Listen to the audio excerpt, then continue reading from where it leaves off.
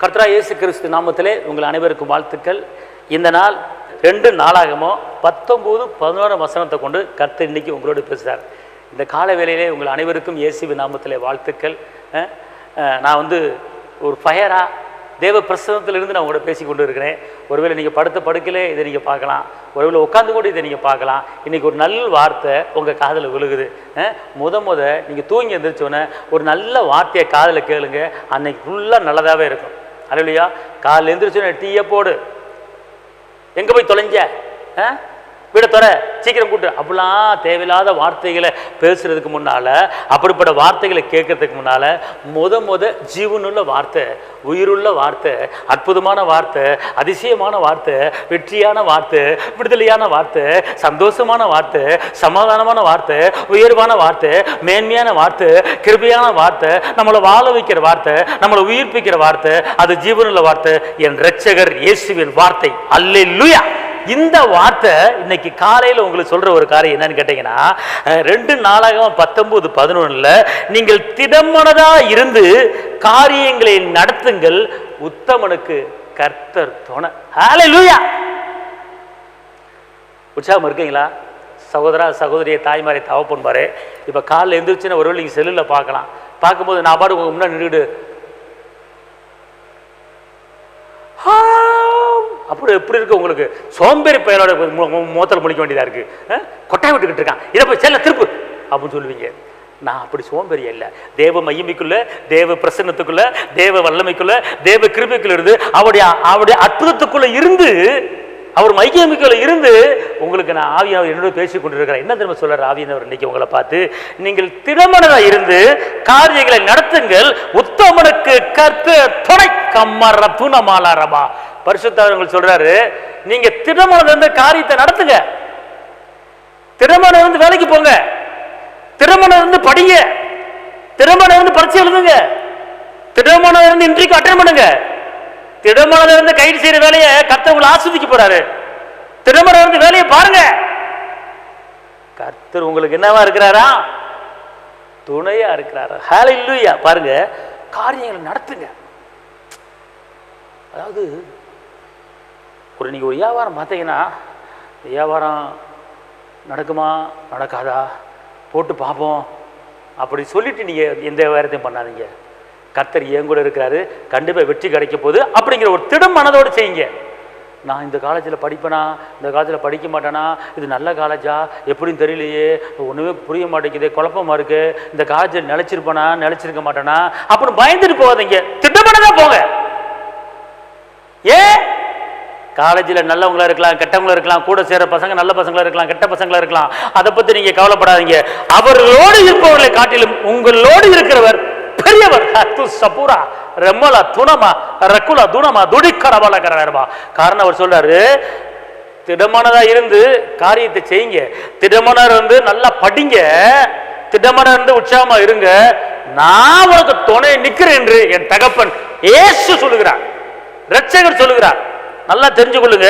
நீங்கள் திடமானதா இருந்து காரியங்கள் நடத்துங்கள், உத்தமனுக்கு இயேசு துணை, உத்தமனுக்கு இயேசு துணை. கர்த்தாவே, அவருடைய வழியில நீங்க கடந்து போகும்போது அவர் உங்களுக்கு துணையா இருக்கிறார். காரணம், இன்னைக்கு நமக்கு அவர் தான் வழி, நமக்கு அவர் தான் சத்தியம், அவர் தான் ஜீவன். அன்பார்ந்தவளே, இன்னைக்கு எனக்கு எவ்வளவுதான் பாடுகள் பிரச்சனைகள் இருக்குன்னு வச்சுக்கொள்ளுங்களேன், இந்த நாவல இயேசு நல்லவர், இயேசு அற்புதர்னு சொல்லி ஒரு 2 வார்த்தை சொல்லி ஜெபிச்சிட்டேன்னு வச்சுக்கொள்ளுங்களேன், இந்த உள்ளத்துல கிடைக்கிற சந்தோஷம் வேற எதுவுமே கிடைக்காது.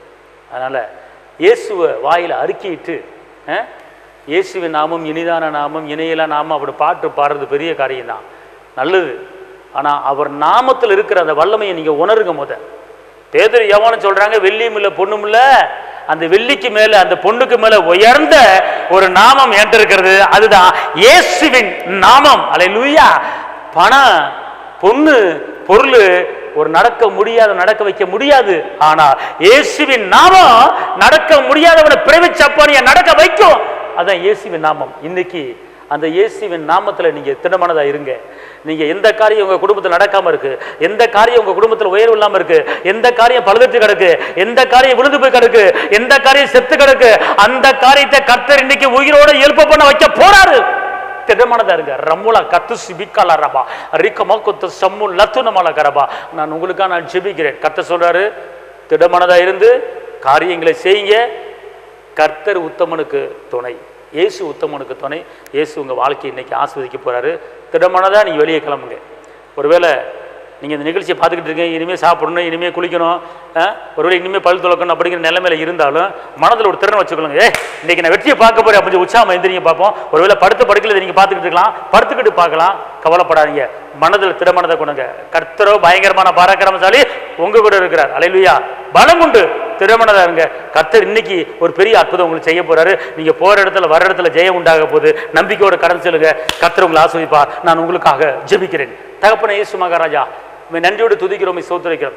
இந்த நிலையிலே இந்த நாளிலே யாரெல்லாம் பயந்து போயிருக்காங்களோ, யாரெல்லாம் சோர்ந்து போயிருக்காங்களோ, யாரெல்லாம் வெக்கப்பட்டிருக்காங்களோ, யாரெல்லாம் துக்கப்பட்டிருக்காங்களோ, அவர்கள் வாழ்க்கையில இன்னைக்கு ஒரு திடமனதை கொடுத்து காரியங்கள் எல்லாம் கைகூடி வரும்படி இயேசுவின் நாமத்தில் சொல்லுகிறேன். தகப்பனே, இன்று கண்ட எய்த்தரே நீ என்று காண்பதில்லை. லீமாத்தோ சபுல கத்தினி மாத்து ரக்கதோடிக்கன மாலாரமா. எதிரியை குறித்து பயந்து கொண்டு இருக்கிறாயா? மனிதோடு எதிர்த்து போராட முடியவில்லை என்று நீ கலங்கி கொண்டிருக்கிறாய். கர்த்தர் சொல்றார், இன்று கண்ட எகிப்தியரை என்று காண மாட்டாய். மகனே மகளே, நீ புறப்பட்டு போ. உனக்கு எதிராளி என்பது கிடையாது. கர்த்தர் இன்னைக்கு உனக்கு ஒரு பெரிய காரியத்தை செய்ய போறாரு. மனதை திறப்படுத்திக்கொள். நான் உன்னோடு இருக்கிறேன். எப்படி யோசபாத்துக்கு விரோதமா எளிமையினவர்ல நான் வழக்காடு யுத்தம் பண்ணி ஜெயத்தை கொடுத்தோம், அதே போல இன்னைக்கு நான் உனக்காக பரிந்து பேச போறேன், உனக்காக வழக்காட போறேன். இன்னைக்கு உனக்கு ஜெயம் உண்டு, கடந்து போ என்று இயேசுவானவர் சொல்லுகிறார். இந்த நிகழ்ச்சியை பார்க்கிற சகோதர சகோதரியே, வழக்காடுதல் இருக்கிறதா? யுத்தம் பண்ண வேண்டிய இருக்கிறதா? நீங்க சும்மா இருப்பீர்கள். கர்த்தர் உங்களுக்காக இறங்கி இருக்கிறார். தகப்பனே, யாரெல்லாம் ஆண்டவரே போராட்டத்தில் இருக்காங்களோ, துக்கத்தில் இருக்காங்களோ, இன்னைக்கு நீங்க ஒரு அற்புதத்தை செய்யுங்க. ஏசப்பா, ஏசப்பா, இன்று கண்ட எகிப்தியரை என்றும் காணாமட்ட வாக்கு பண்ணியிருக்கிறீங்கப்பா.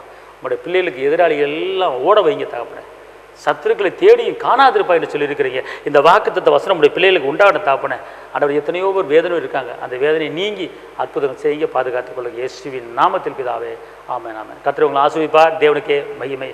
ஹல்லேலூயா.